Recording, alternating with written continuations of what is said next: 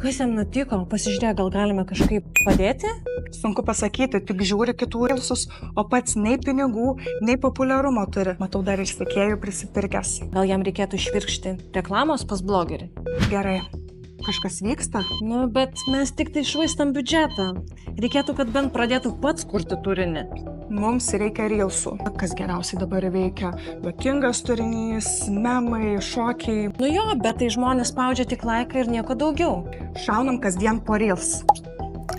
O ne, tik jis perdegs po velnių.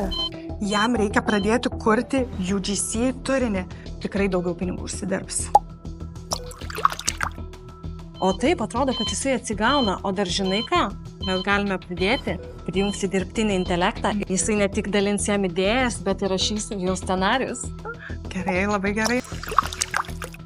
Atsigavo! Paspausk 2 kartus ant ekrano, jei esi gyvas. Ir žinoma, pasek Giedrę ir mane žinoma. Nes kitaip